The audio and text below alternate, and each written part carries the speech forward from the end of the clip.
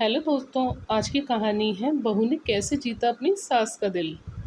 माँ, तुम्हारे पास सोने का एक हार था ना? वह हार तुमने किसे दिया है? छोटी भाभी को या बड़ी भाभी को?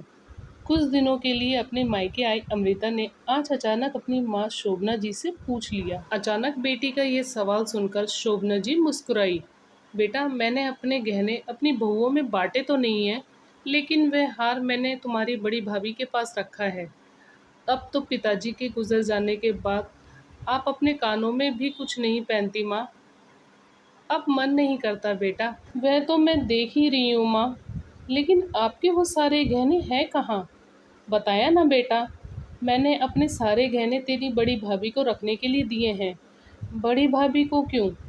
बेटा, तेरी बड़ी भाभी बहुत समझदार है, घर को अच्छे से संभालना जानती है, इसलिए मैंने अपने गहने भी उसे ही संभालने के लिए दिए हैं। माँ, आप बहुत भोली हो। लाखों के गहने कोई ऐसे किसी के हाथ में रखता है भला? लेकिन बेटा, इसमें बुराई क्या है? शोभना जी अमृता की बात का मतलब नहीं समझ पा रही थी, लेकिन अमृता उन्हें समझाने लगी। माँ, तुम नहीं जानती, आजकल की बहुएं बहुत चालाक होती हैं। अभी कुछ दिनों पहले ही की बात है, मेरी बुआ सास को उनकी बहू ने लाखों का चूना लगा दिया।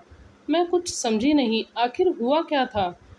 आप ही की तरह उन्होंने भी अपने सारे गहने अपनी बहू को रखने के लिए दिए थे, लेकिन मांगने पर बहू ने गहने वापस करने से मना कर दिया। अमृता का बात ध्यान से सुनती शोभना जी का मन दुखी हो गया। अमृता ने आगे बताया कि लाख रोने के बावजूद भी बहू ने गहने नहीं दिए। बेटा, ये तो बहुत बुरा हुआ उनके साथ। शोभना जी को अमृता की बुआ सास के लिए काफ़ी बुरा लग रहा था, लेकिन अमृता ने लगे हाथ अपनी माँ को सलाह दी। माँ, आप भाभी से अपने गहने वापस क्यों नहीं मांग लेती? बेटा, गहने वापस मांगकर मैं क्या करूँगी? माँ, आप गहने वापस मांग कर देखो तो सही, भाभी वापस करती है या नहीं। लेकिन बेटा, गहने वापस मांगने की कोई वजह भी तो होनी चाहिए ना। आप कह देना कि गहनों को सफाई के लिए सुनार के पास भिजवाना है। ठीक है बेटा।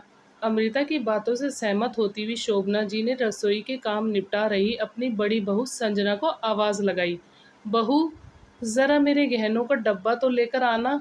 यूँ अचानक अपनी सास को गहनों का डब्बा मांगने पर बहू को थोड़ी हैरानी हुई, लेकिन बिना कोई सवाल किए संजना रसोई का काम छोड़कर झटपट अपने कमरे में जाकर अपनी अलमारी से सास के गहनों का डब्बा उठा लाई। मम्मी जी, आपने सारे गहने इसी डब्बे में रख कर दिए थे ना? हाँ बहू, लाओ, ये गहने मुझे दे दो। ये कहते हुए शोभना जी अपने गहनों का डब्बा अपने हाथों में थाम लिया।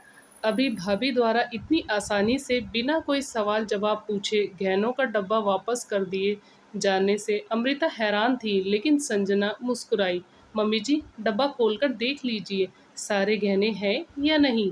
कहीं कोई गहना मेरी अलमारी में ही तो नहीं रह गया ना? अपनी बहू की बात सुनकर शोभना जी ने अमृता के सामने ही अपने गहनों का डब्बा खोल दिया। उस डब्बे में मौजूद एक एक गहनों को अपने हाथों से छू कर देखती शोभना जी ने संजना की ओर देखा। बहू, तुम इसमें से अपनी पसंद का कोई भी एक गहना ले लो। नहीं मम्मी जी, आपने मेरी शादी के टाइम पहले ही इतने गहने बनवा दिए हैं, मैं और गहनों का क्या करूँगी? फिर भी बहू, मेरे गहनों में से एक गहना तो मेरी तरफ से तुझे लेना ही पड़ेगा। शोभना जी अपनी बहू संजना से जिद कर बैठी। अपनी सास की जिद देखकर संजना ने शोभना जी का हाथ पकड़ा और बोली, मम्मी जी, मैंने आपका एक गहना पहले ही अपने पास रख लिया है। यह सुनकर अमृता के साथ शोभना जी को भी बड़ा आश्चर्य हुआ और बोली, नहीं बहू, मेरे सारे गहने तो यही हैं, फिर तुमने कौन सा गहना अपने पास रख लिया है? अपनी सास की हैरानी देख संजना मुस्कुराई। मम्मी जी, आपने जिस दिन गहनों का ये डब्बा मेरे हवाले किया था, उसी दिन मैंने आपका विश्वास अपने पास रख लिया था। आपके विश्वास से बढ़कर मेरे लिए इस दुनिया में और कोई गहना नहीं है मम्मी जी। अपनी बहू की ये बात सुनकर शोभना जी का हृदय अपनी बहू के प्रति स्नेह से भर उठा, लेकिन अमृता अपनी छोटी सोच की वजह से अब अपनी भाभी से नज़रें नहीं मिला पा रही थी। दोस्तों, आपको ये कहानी कैसी लगी? हमें कमेंट करके ज़रूर बताएं।